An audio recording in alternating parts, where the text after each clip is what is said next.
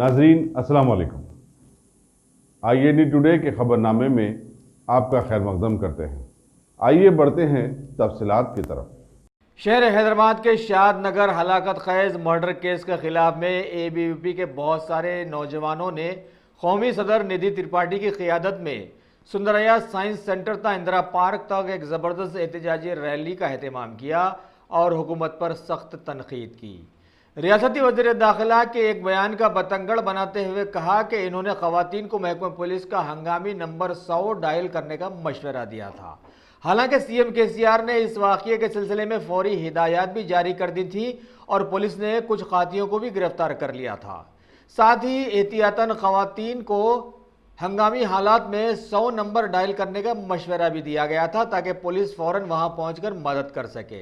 लेकिन बड़ी अजीब बात माहौल में ये नजर आई कि इस बात का बतंगड़ बनाया जा रहा है। साथ ही CM KCR को अपना नाम बदल लेने का मशवरा भी दिया गया क्योंकि उनका नाम चंद्रशेखर आज़ाद से मिलता जुलता है और इस पर भी तनकीद की गई कि रियासती हुकूमत शराब की दुकानों को बेशुमार लाइसेंसेस जारी कर रही है, जबकि ऐसा नहीं होना चाहिए। इस मौके पर कई खवातीन ने महलूक डॉक्टर को इंसाफ मिलने तक एहतजाज जारी रखने का ऐलान भी किया है।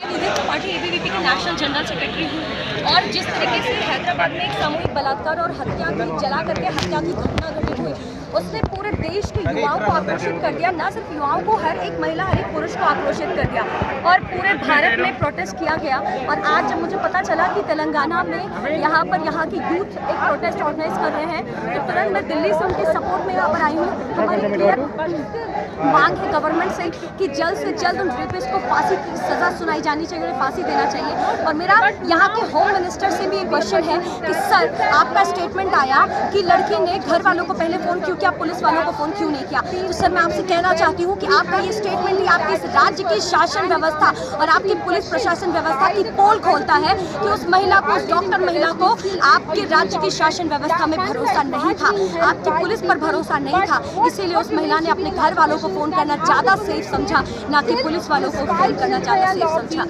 हमारी क्लियर मांग है कि जल्द से जल्द उन्हें फांसी की सजा सुनाई जानी चाहिए। मेरे यहाँ की पुलिस व्यवस्था से भी, पुलिस प्रशासन से भी मेरा एक प्रश्न है कि क्या आपने उन्हें इसलिए जेल में रखा है ताकि आप उनको फ्री का खाना खिला सके? क्या आपने उनको इसलिए जेल में रखा हुआ है ताकि आप तेलंगाना की जनता से उनको सुरक्षित कर सके? क्या आपने उनको इसलिए जेल में रखा है ताकि आप उनको सुरक्षित स्थान दे सके?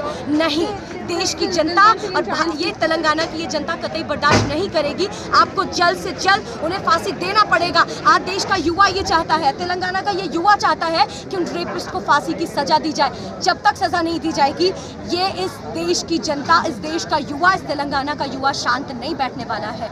मैं आपसे क्वेश्चन करती हूँ, आज आपने इस प्रोटेस्ट को रोकने के लिए, हमारे कॉन्स्टिट्यूशनल राइट को रोकने के लिए आपने इतनी सारी पुलिस लगा दी। मैं आपसे कहना चाहूँगी CM सर कि अगर आपने इतने पुलिस वाले अगर आपने उस डॉक्टर महिला की सिक्योरिटी में लगाए होते तो आज इस देश के, आज इस तेलंगाना के राज्य के युवाओं को सड़कों पर नहीं उतरना पड़ रहा होता।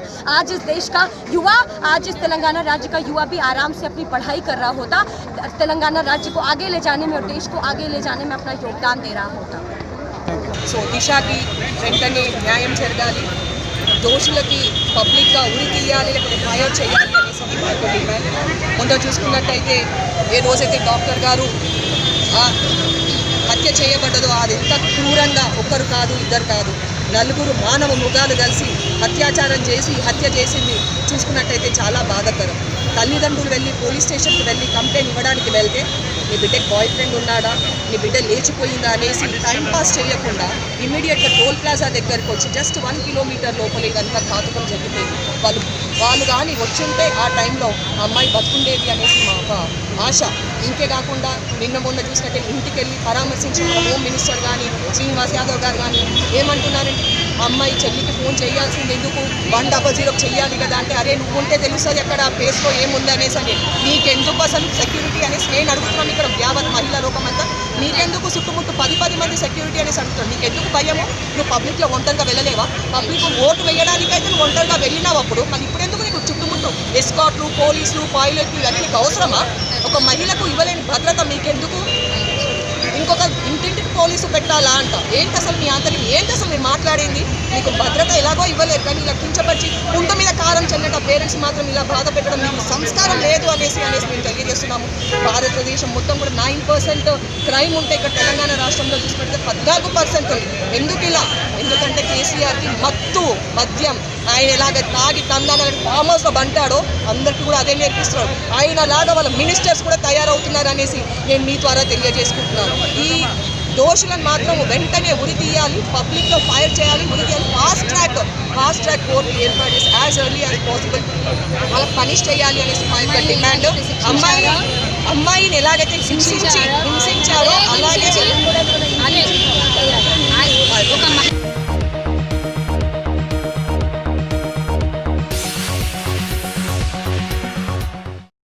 शहर हैदराबाद के सोमाजीगुड़ा प्रेस क्लब में आज तेलंगाना निर्भय के सिलसिले में एक राउंड टेबल कॉन्फ्रेंस रखी गई, जिसके मेहमान खुसूसी बने तेलंगाना बीजेपी के सदर डॉक्टर के लक्ष्मण। दीगर मेहमानों में साबिका वजीर DK अरुणा और महिला मोर्चा की अकोला विजय शामिल रहीं। इस मौके पर हुकूमत से पुरजोर मुतालबा किया गया है कि रियासत में बंदोबस्त के फौरी अच्छे इकदाम किए जाएं ताकि शादनगर जैसा हादसा दोबारा रोनुमा न होने पाए।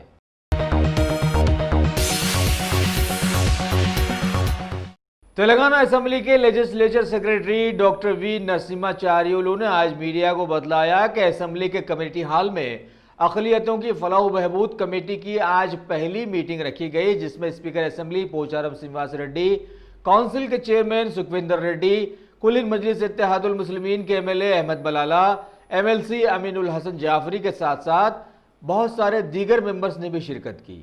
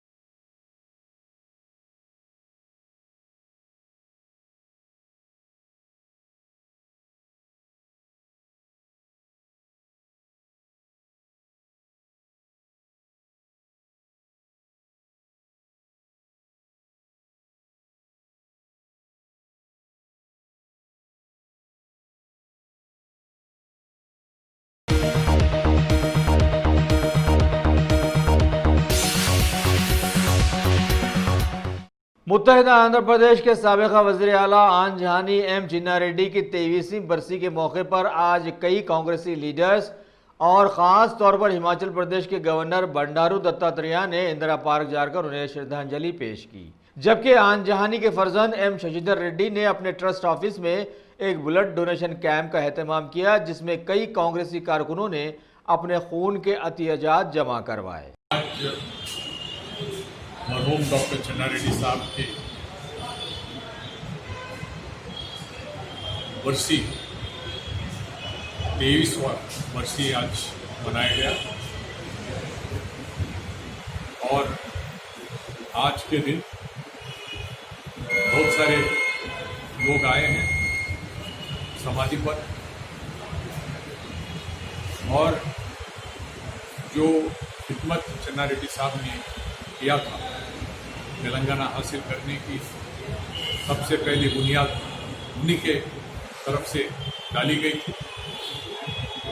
पूरे हिंदुस्तान में बल्कि पूरे दुनिया में तेलंगाना का नाम मशहूर हुआ उस वक्त तेलंगाना प्रजा समिति को कायम करके अलहदा तेलंगाना के लिए जो पहली लड़ाई हुई और उसके बाद यहाँ पर चीफ मिनिस्टर 2 बार रहे, 4 स्टेट के गवर्नर रहे, उससे पहले सेंट्रल में कैबिनेट मिनिस्टर रहे और इनके जो खिदमत रहे हैं आज भी लोग बहुत इज्जत के साथ याद करते हैं और मैं फख्र महसूस करता हूं कि मैं उनका बेटा हूं। इस साल चन्ना रेड्डी साहब के 100 साल पूरे हुए।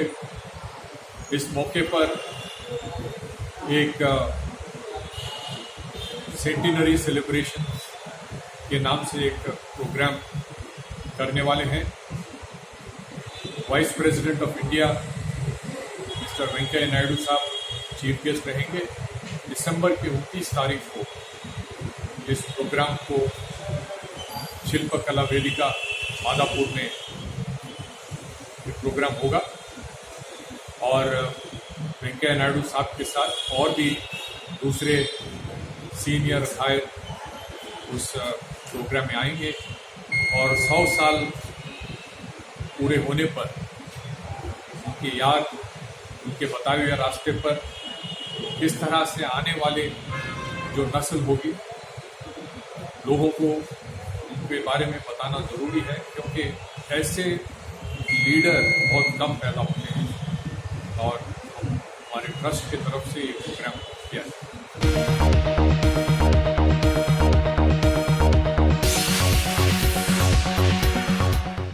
भारत में नेशनल पोल्यूशन कंट्रोल डे के खास मौके पर आज हैदराबाद के डिप्टी मेयर बाबा फसीउद्दीन ने हैदराबाद के इलाके लकड़ी के पुल से एरागड्डा तक मेट्रो रेल में सफर किया, जिसमें एसी का इंतजाम लगा रहता है, और फिर वहां से तेलुगु देशम पार्टी के इंतखाबी निशान एक साइकिल के जरिए अपने घर पहुंचे।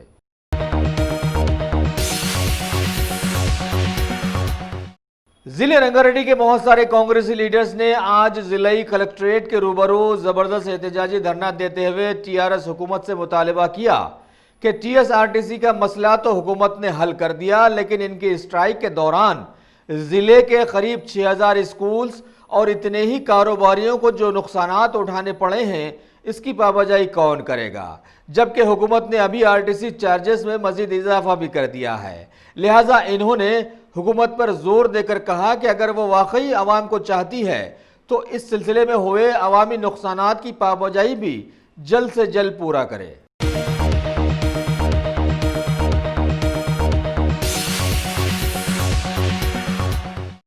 शहर हैदराबाद के हुकूमती दफातर वाले बीआरके भवन में आज 2021 की मरदमशुमारी के सिलसिले में एक जायजा इजलास रखा गया, जिसमें शामिल हुए special chief secretaries Rajeshwar Tiwari, Shanti Kumari, Adhar Sinha, Panchayat Raj के chief secretary Vikas Raj, economic development के चीफ शिवशंकर, एजुकेशन के secretary Janardhan Reddy, director of census operation Limbati, GHMC के कमिश्नर लोकेश कुमार वगैरह वगैरह के साथ साथ बहुत सारे दीगर महकमे के ओहदेदार भी। इस मौके पर बतलाया गया है कि इस सिलसिले में कुछ लोगों को ट्रेनिंग दी जा रही है, जिसका दूसरा हिस्सा 7 दिसंबर तक चलता रहेगा और नेशनल पॉपुलेशन रजिस्टर को घरों और सेंसस के हिसाब से पूरा किया जाएगा।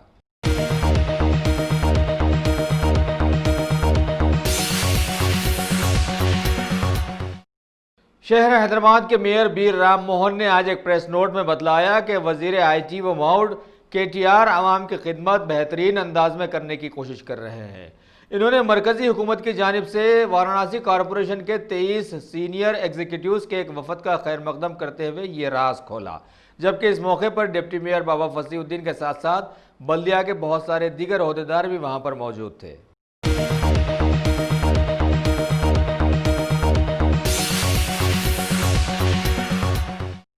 तेलंगाना के वजीर टी श्रीनिवास यादव ने आज हैदराबाद के मासाब टैंक में वाक़े लाइव स्टॉक डायरेक्टरेट में non profitable ministerial sub committee की पहली मीटिंग बुलाकर पोल्ट्री सेक्टर की तरक्की पर तबादले ख्याल किया और मीडिया को मुखातिब करते हुए बतलाया कि हुकूमत की जानिब से बहुत जल्द पोल्ट्री सेक्टर की तरक्की के लिए एक बेहतरीन पॉलिसी को मुतारिफ करवाया जाएगा। उस इजलास में रियासत के कई वज़रा और महकूमजाती अहदेदारों ने शिरकत की। ఉంటుందో వాళ్ళ కొన్ని సందర్భాల్లో ఈ అనుసంధానంగా ఉన్నటువంటి దాని మీద కూడా ఫోకస్ పెట్టాలి. దీంట్లో ప్రధానంగా బ్యాక్వర్డ్ కమ్యూనిటీస్ ఉంటారు. దీన్ని దృష్టిలో ఉంచుకొని గతంలో మన ప్రభుత్వం వాళ్లకు కరెంట్ రేట్లో ఒక ₹2 వరకు ఇన్సెంటివ్ ఇవ్వడం జరిగింది. దాంతో కొంత ట్యాక్స్ ఎగ్జంప్షన్ కూడా ఇవ్వడం జరిగింది. అయితే ఇవి కాకుండా వాళ్ళు ఏంటంటే మినిమం సపోర్ట్ ప్రైస్ అని దాంతోపాటు కరెంట్ తారీఫ్ కూడా యూనిటీగా ఉండాలనేటువంటి కొన్ని డిమాండ్స్ కూడా మాకు రావడం జరిగింది. దాంతోపాటు ఏదైతే కోట్లకి వేసేటువంటి దాని రేటు కూడా బాగా దాని కాస్ట్ పెరిగిపోయింది. నీకు మెడిసిన్ కానీ వ్యాక్సిన్ కానీ, రెండోది వీళ్ళకు గోడౌన్స్ కానీ, ఎందుకంటే మనం అగ్రికల్చర్లో ఏదైతే వెజిటేబుల్స్ కానీ ప్యాడీ విషయంలో గోడౌన్స్ ఎట్లయితే ఉంటాయో దీనికి కూడా గోడౌన్స్ ఏర్పాటు చేయాలనేటువంటి సజెషన్స్ కానీ ఇవన్నీ చాలా వరకు వస్తున్నాయి. బట్ ఏదేమైనప్పటికీ రాబో కాలంలో తప్పకుండా పౌల్ట్రీ ఇండస్ట్రీ మీద మనం కాన్సన్ట్రేషన్, దీనికి అనుసంధానంగా చాలా ఉంటాయి. ఒకటి వ్యాక్సిన్ కానివ్వండి, ట్రాన్స్పోర్టేషన్ కానివ్వండి, మక్కలు కానివ్వండి, మరి ఈ విధంగా కందులు కానివ్వండి, దీంతోపాటు చాలా అంశాలు కూడా ఉంటాయి. ఒకటి ఏంటంటే దీనికి డైరెక్ట్గా యూజ్ చేయడమే కాకుండా దీని యొక్క ఎరువు కూడా ఇతరత్ర కూడా మనకు ఉపయోగించుకోవడానికి అవకాశం ఉంటుంది. కాబట్టి మనం వీలైనంత వరకు ఏవైతే బ్రాయిలర్ కోళ్ళు ఉన్నాయో దీన్ని ఇప్పటికే మీకు అందరూ తెలుసు, మనం కొంత స్కూల్ ఎడ్యుకేషన్లో ఉన్నటువంటి ఇన్స్టిట్యూషన్స్లో హాస్టల్స్లో కూడా దీన్ని మనం పెద్ద ఎత్తున ప్రమోట్ చేస్తున్నటువంటిది కూడా మీకు అందరికీ తెలుసు. మీకు కొన్ని దగ్గర అయితే వారానికి 7 గుడ్లు కూడా ఇస్తున్నాం కొన్ని ఇన్స్టిట్యూషన్స్లో. దీంతోపాటు చాలా వరకు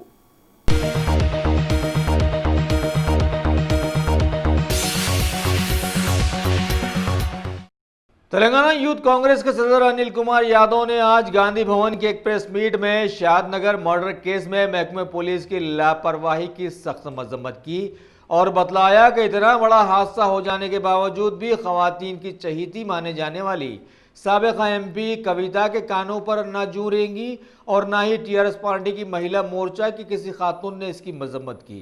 और तो और सीएम केसीआर के पास शादियों के फंक्शन अटेंड करने और आरटीसी एम्प्लॉइज के साथ लंच करने के लिए तो वक्त है, लेकिन गमज़दा खानदान को पुरसा देने के लिए इनके पास कोई वक्त नहीं है। మనం ఆయన పెళ్లిలో బిజీ ఉన్నాడు కానీ ఇప్పటివరకు కూడా ఆయన స్వయంగా వెళ్ళి ప్రియాంక రెడ్డి గారి కుటుంబాన్ని కలవలేని విషయాన్ని కూడా ఒకసారి ఈ సందర్భంగా తెలియజేస్తున్నాను. అంతేకాకుండా నిజంగా కూడా కేసీఆర్కి సిగ్గుందా అని కూడా నేను అడగదలుచుకున్నాను. ఎందుకంటే ఒకవైపు వరంగల్లో ఇన్సిడెంట్ జరిగింది, మరోవైపు మొన్న ఇబ్రాహీంపట్నంలో ఇన్సిడెంట్ జరిగింది, మరి రీసెంట్లీ ప్రియాంక రెడ్డి పైన జరిగిన ఇన్సిడెంట్లను కూడా కనీసం స్పందించని పరిస్థితిలో ఈరోజు కేసీఆర్ ఇంకా వాళ్ళ ప్రభుత్వం ఉంది. మరోవైపు ఆయన కుమారుడైనండి కేటీఆర్ ట్విట్టర్లో ట్వీట్ చేస్తూ చెప్పిండు, మోడీ గారికి రిక్వెస్ట్ చేస్తుందంట, నువ్వేంద్రా రిక్వెస్ట్ చేసేది, నిజంగా నీకు సిగ్గుందా? నువ్వు ఇలాంటి సంఘటన జరిగితే కనీసం వచ్చి ప్రియాంక వాళ్ళ కుటుంబాన్ని పరామర్శించకుండా హెలికాప్టర్లో తిరుగుతున్నావు. ఆ నిర్భయ గురించి నువ్వు మాట్లాడుతున్నావు. గతంలో మీరు బీజేపీ కలిసి అనేక సందర్భాల్లో రాష్ట్ర ఒప్పందాలు చేసుకున్నారు. మరి ఆ రోజు ఎందుకు మీరు ఈ నిర్భయ గురించి చట్టం గురించి ఎందుకు మాట్లాడినారు? మీరు నిర్భయ గురించి ఎందుకు నిర్భయ చట్టాన్ని ఇంప్లిమెంట్ చేయమని ఎందుకు మాట్లాడామని కేటీఆర్ అని సవాల్ చేస్తున్నాం. అంతేకాకుండా ఈరోజు నువ్వు స్వయంగా వచ్చి అక్కడ ఉన్న సిచ్యువేషన్ని, ఒక యంగ్స్టర్వి జరుగుతున్న సమాజంలో జరుగుతున్న ఇన్సిడెంట్ని మీరు దాన్ని స్పందించకుండా నువ్వు ట్విట్టర్ మీద ట్వీట్ చేస్తావా? నీకు నిజంగా కూడా ధైర్యం ఉంటే ఇమీడియట్లీ ప్రియాంక కుటుంబం దగ్గరికి వెళ్ళి వాళ్ళని పరామర్శించమని కూడా డిమాండ్ చేస్తున్నాం. అంతేకాకుండా ఈరోజు మీ మంత్రులు, ముఖ్యమంత్రి గారు పంపించిన మంత్రులు, స్వయంగా హోమ్ మినిస్టర్ గారు ప్రియాంక ఇంటికి వెళ్ళి ఆయన మాట్లాడారని కూడా ఈ సందర్భంగా నేను అడగదలుచుకున్నాను. ఎందుకంటే ఆయన మాట్లాడుతూ ఆయన ప్రశ్నించాల్సింది ఏంది, ఆయన చెప్పాల్సింది ఏంది, అమ్మా మీకు ఎవరు మీరు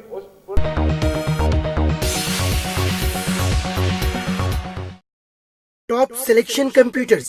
अगर आप टेक्नोलॉजी के दौर में रहते हुए टेक्नोलॉजी से दूर हैं तो सोचिए मत, आइए एक बार खिदमत का मौका दीजिए। हमारे यहाँ branded computers Dell, HP, Lenovo, laptop accessories उम्दा क्वालिटी निहायती वाजबी दाम पर दस्तयाब है।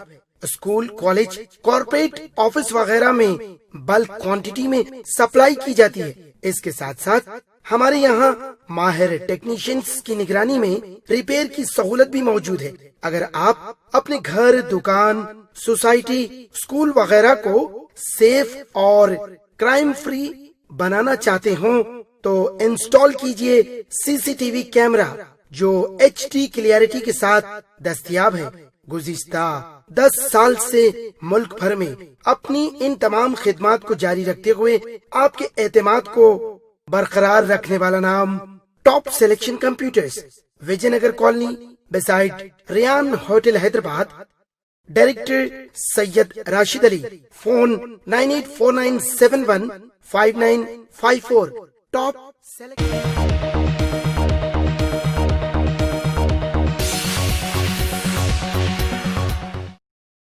दोनों तेलुगु रियासतों की तेलुगु देशम पार्टी के डायनामिक चीफ चंद्रबाबू नायडू ने बराह सड़क जिले करनूल के दौरे के वक्त कुछ वक्त मशहूर हो जाने वाले शाद नगर में तौक़ुफ़ किया, जिस पर वहां के साबिका टीडीपी एमएलए बी नसमुलू ने उनका खैर मकदम किया। ऐसे में वहां का महकमे पुलिस फौरन वहां पहुंचा और पुलिस परमिशन ना लेने के बहाने इन्हें और इनके कुछ साथियों समेत गिरफ्तार करते हुए पुलिस स्टेशन पहुंचा दिया। इस मौके पर तेलुगु देशम पार्टी के बहुत सारे कारकुनों ने पुलिस स्टेशन के रूबरू एहतजाजी धरना दिया।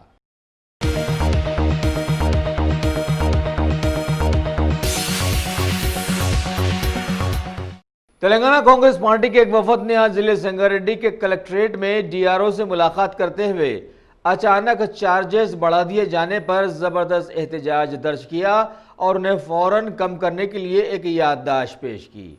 उस वफद में शामिल थे DCC president Nirmala Jayaprakash Reddy, state secretary T Anant Kishan, मुकामी लीडर शंकर रेड्डी के साथ साथ दीगर बहुत सारे लीडर्स और कारकुन भी।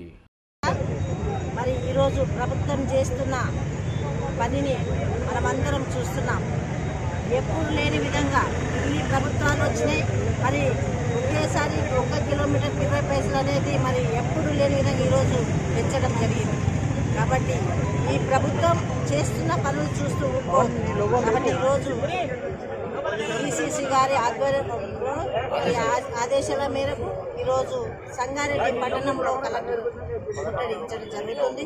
అలాగే మెమోరాండం కూడా కలెక్టర్ ఇవ్వడం జరుగుతుంది। ఎందుకంటే సమ్మె చేసింది కార్మికులు, మరి దానికి సీఎం గారు మళ్ళీ పనిలోకి తీసుకోవడం చాలా సంతోషం। వాళ్ళ బతుకులన్నా బాగుపడ్డాయని అనుకున్నాను। కానీ ఈరోజు ఆ వ్యవస్థ బాగానే ఉంది, ప్రభుత్వం బాగానే ఉంది, మధ్యలో ఉన్న ప్రజల నడ్డి ఇచ్చడం ఈరోజు జరిగింది।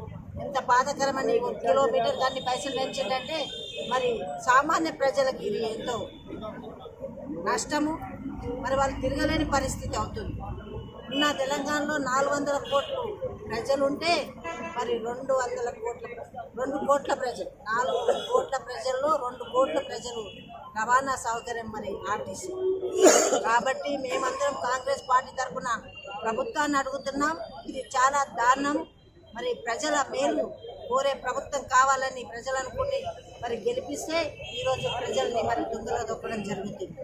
దయచేసి మేము కాంగ్రెస్ పార్టీ నాయకులందరం కూడా దీన్ని వ్యతిరేకిస్తున్నాం, ఖండిస్తున్నాం। తప్పకుండా ఈ ఉన్న నష్టం 1000 కోట్ల నష్టం ప్రజల మీద వేస్తున్నారు। కాబట్టి ఆ 1000 కోట్లు ప్రభుత్వమే భరించాలి। ఆ 20 పైసలు కూడా ప్రభుత్వం భరించేసి ప్రజలకు న్యాయం చేయాలని మా ప్రధానమైన డిమాండ్।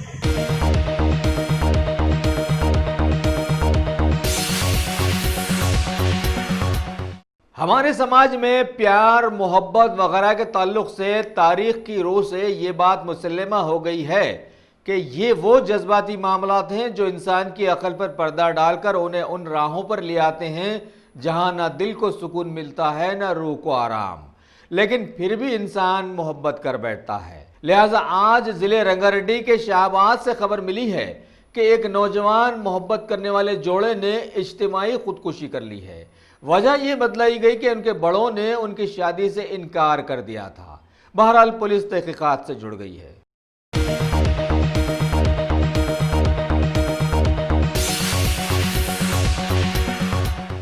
मशहूर अदाकारा और समाजवादी पार्टी की रुकन जया बहादुरी ने राज्यसभा में मुल्क में अस्मत रेजी के वाकयात में इजाफे पर तशवीश जाहिर की। कठुआ और हैदराबाद के वाक़े का जिक्र करते हुए उन्होंने हुकूमत से मुतालबा किया कि मुलजिमीन को बरसर-ए-आम सजा दी जानी चाहिए, तभी मुजरिमीन में कानून का डर बैठेगा।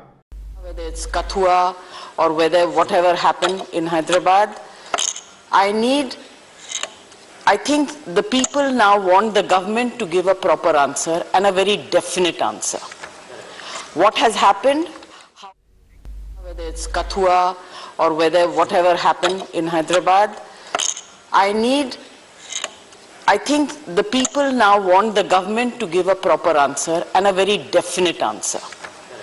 What has happened, whether it's Kathua or whether whatever happened in Hyderabad, I think the people now want the government to give a proper answer and a very definite answer.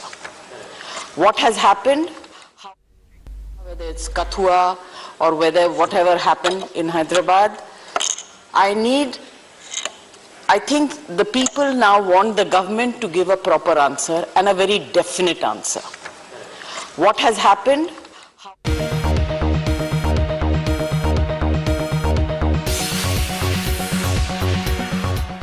Rajya Sabha में कांग्रेस के लीडर गुलाम नबी आजाद ने शादनगर के अस्मत रेजी के वाक़े पर बहस में हिस्सा लेते हुए कहा कि सिर्फ कानून बनाने से ऐसे वाक़यात की रोकथाम मुमकिन नहीं है, बल्कि इसके लिए समाज इस्लाह की शदीद जरूरत है। उन्होंने कहा कि अस्मत रेजी के मुल्ज़िमीन को सजा देने के मामले में जात पात मजहब का कोई लिहाज नहीं रखा जाना चाहिए, क्योंकि मुजरिमीन का कोई मजहब नहीं होता। माननीय चेयरमैन साहब, ये मैं आपसे बिल्कुल सहमत हूँ कि किसी एक रीजन का या पार्टी का दोष नहीं। मैं नहीं समझता कि कोई भी सरकार किसी भी पार्टी की हो और कोई भी नेता हो, वो कभी नहीं चाहेगा कि उसके राज्य में इस तरह की दुर्घटना किसी बच्ची के साथ। बहुत कानून बनाए हमने इससे पहले भी, लेकिन कभी कभी ऐसा देखा जाता है कि खाली कानून बनाने से ही समस्या हल नहीं हो सकती। इस बीमारी को जड़ से ख़त्म करने के लिए पूरे देश, पूरे समाज को खड़ा होना होगा और हर लेवल पे खड़ा होना होगा और हर जगह प्रचार होना चाहिए, न सिर्फ पार्लियामेंट के अंदर, विधानसभाओं के अंदर, बल्कि एजुकेशन इंस्टीट्यूशंस के अंदर, प्राइवेट इंस्टीट्यूशंस के अंदर एक वातावरण बनाने की ज़रूरत है। और सबसे बड़ी ज़रूरत जो है कि जब भी ऐसा कोई दोषी पाया जाए तो पक्षपात से हटकर, चाहे वो धर्म का पक्षपात हो, पार्टी का पक्षपात हो, उससे ऊपर उठकर सख्त से सख्त कार्रवाई करनी चाहिए और सख्त से सख्त सज़ा देनी चाहिए। यही मेरा अनुरोध होगा कि इस तरह की लोगों के साथ सख्ती से राज्य सरकारों को निपटना चाहिए।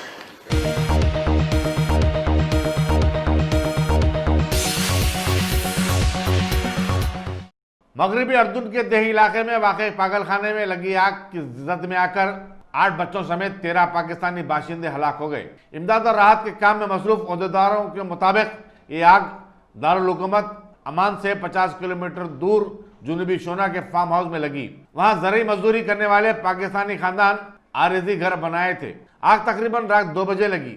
अर्दुन में हजारों पाकिस्तानी जरिए मजदूरी का काम करते हैं।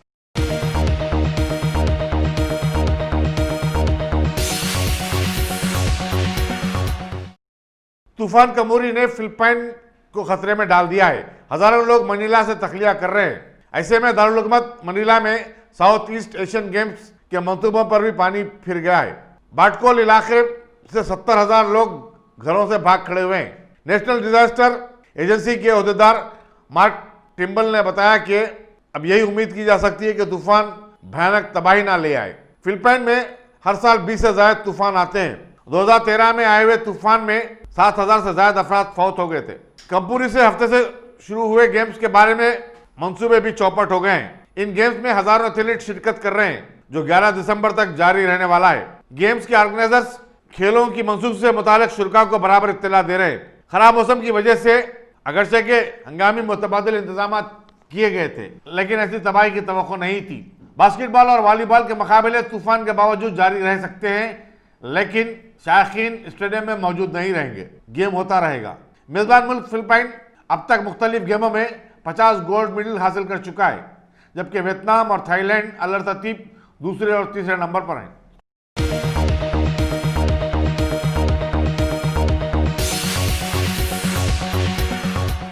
अगर आपने हमारे चैनल को सब्सक्राइब नहीं किया है तो आपको यहाँ सब्सक्राइब बटन दिख रहा है, उसे क्लिक करिए और सब्सक्राइब कीजिए और साथ ही साथ बेल आइकॉन को भी क्लिक करिएगा, जिससे कि आपको ताज़ा अपडेट मिलते रहें।